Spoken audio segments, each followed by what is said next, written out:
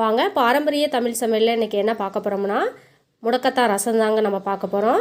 இது நம்ம செடியோடு நான் எடுத்து வச்சுருக்கேங்க. ஏன்னா உங்களுக்கு சில பேருக்கு செடிகள் என்னன்னு தெரியாது. முடக்கத்தான்னாலே அதோடய செடி இதுதாங்க. இது முட்டி வலி வாய்வு தொல்லைகளுக்கு இது நல்ல தீர்வாக இருக்குங்க. முட்டி வலி கைகால் வலி எலும்புக்கு எலும்பு தேய்மானத்துக்கும் இது நல்ல மருந்தாக இருக்குங்க. அதுக்காக தான் இதை ஃபஸ்ட்டு நம்ம இது எல்லாத்தையும் நம்ம இலையை எல்லாத்தையும் நல்லா ஆஞ்சிக்கலாங்க. அதுக்கப்புறம் நம்ம பார்க்கலாம் வாங்க. இது நல்லா ஆஞ்சிக்கலாம். ஃபஸ்ட்டு நல்லா முனியில் உள்ள இலையாக தாங்க நம்ம ஆஞ்சிக்கணும். கொஞ்சம் கசக்கிற தன்மையாக இருக்கும். ஏன்னா அது கசப்பாக இருந்தால் தான் நல்ல சீக்கிரம் முட்டி வலி கைகால் வலி இது எல்லாமே நீக்கி போடுங்க. பாருங்கள், இது நல்லா பறிச்சுட்டு நம்ம வச்சுக்கலாங்க. பறித்து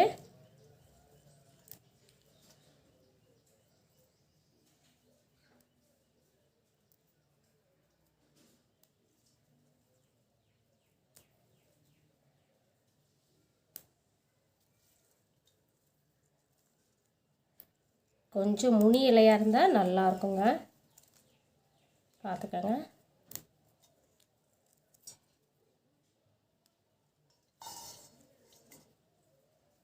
இது நல்லா நல்லெண்ணெயில் வதக்கிடலாங்க. வதக்கிட்டு நம்ம வச்சிடலாம். ரசம் நல்லா வாசமாக இருக்குங்க, நல்லாயிருக்கும். சின்ன குழந்தைங்க எல்லாருமே நல்லா விரும்பி சாப்பிட்லாம்.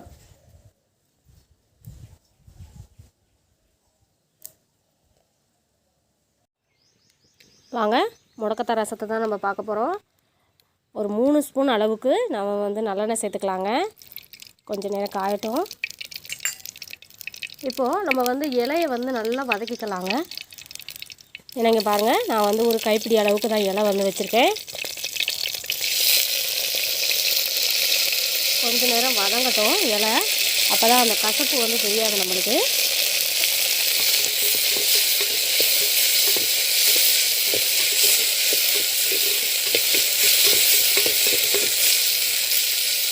நல்லெண்ணெயில் தான் நாங்கள் நல்லா வதக்கணுங்க. அதுக்கப்புறம் நம்ம வெங்காயம் சேர்த்துக்கலாங்க.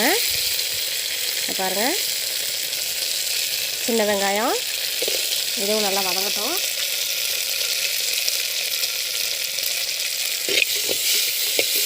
பச்சை வாடை போகிற அளவுக்கு நம்ம நல்லா வதங்கணுங்க.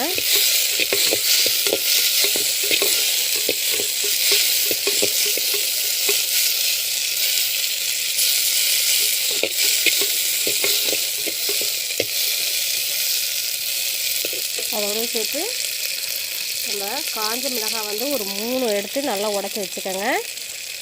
போட்டுடலாங்க.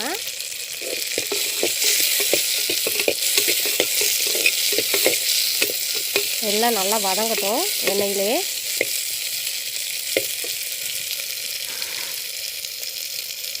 பூண்டு பல் எடுத்து போட்டுக்கலாங்க. அதோடு சேர்த்து ஒரு 9 பல் எடுத்து வச்சுருக்கேங்க, போட்டுக்கலாம். அதோட இது எல்லாமே நல்லா வதங்கினாதாங்க நல்லா டேஸ்ட்டை கொடுக்கும் நம்மளுக்கு ரசம். தக்காளி ஒரு தக்காளி தாங்க நான் எடுத்து அரைஞ்சி வச்சுருக்கேன், சேர்த்துக்கலாங்க. இது எல்லாத்தையும் நல்லா கொஞ்சம் நேரம் வதங்கட்டுங்க.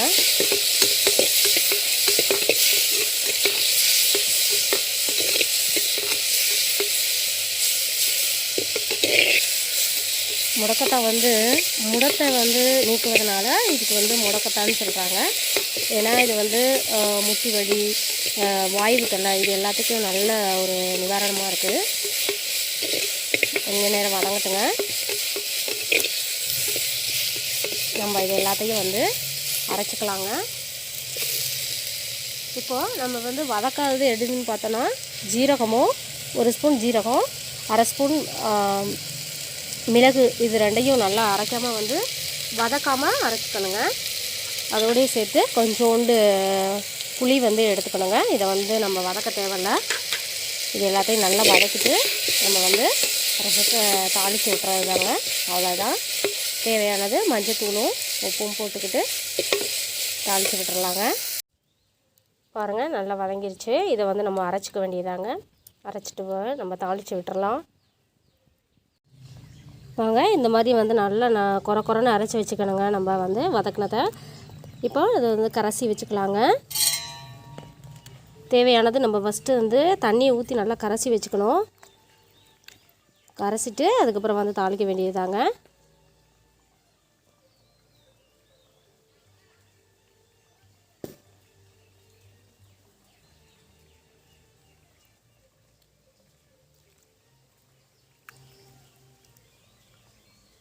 கரைச்சிக்கலாங்க.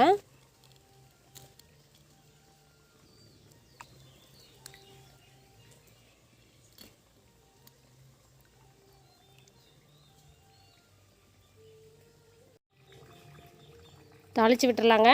நல்லெண்ணெய் வந்து 1 ஸ்பூன் ஊற்றிக்கலாம், நல்ல பெரிய ஸ்பூனால். அதுக்கப்புறம் வந்து கடுகு வந்து உளுந்தப்பருப்போ சேர்த்து போட்டுக்கலாங்க.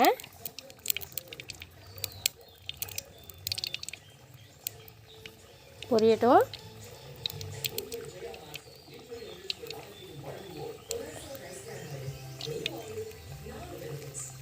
கருவேப்பிலை சேர்த்துக்கலாம். சேர்த்துட்டு பாருங்கள், நல்லா பொரிஞ்சிருச்சு. இந்த சமயத்தில் நம்ம வந்து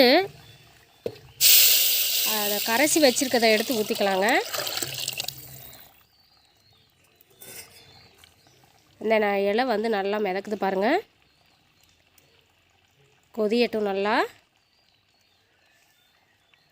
தேவையானது மஞ்சத்தூள் கொஞ்சம் போட்டுக்கலாங்க. பெருங்காயப்பொடி கொஞ்சம் சேர்த்துக்கலாம்.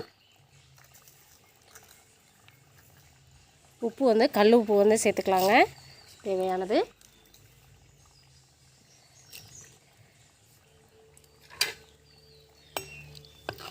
கலக்கி விட்டுக்கலாம். ரசம் நல்ல தெம்பு கொடுக்குங்க. நல்லா கொதியட்டும் கொஞ்சம்.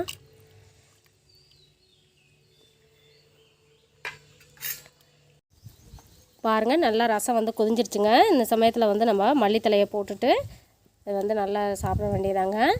ரசம் வந்து நல்லதுங்க, நல்லா ஹெல்த்தியானதும் கூட. முடக்கத்தான் ரசம் நல்ல வாசமாக இருக்குது பாருங்கள். இந்த சமயத்தில் நம்ம வந்து இறக்கிடலாம். நல்லா சூப் மாதிரியும் குடிக்கலாமாங்க சாயந்தர டயத்தில். நல்லா வாசமாக இருக்குது, நல்லா ஹெல்த்தியானது கூட முடக்கத்தான் ரசம்.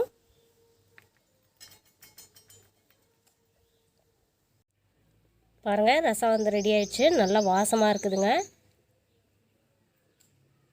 இந்த வீடியோ உங்களுக்கு பிடிச்சிருந்ததுன்னா லைக் பண்ணுங்கள், சப்ஸ்கிரைப் பண்ணுங்கள், கமெண்ட்ஸ் பண்ணுங்கள்.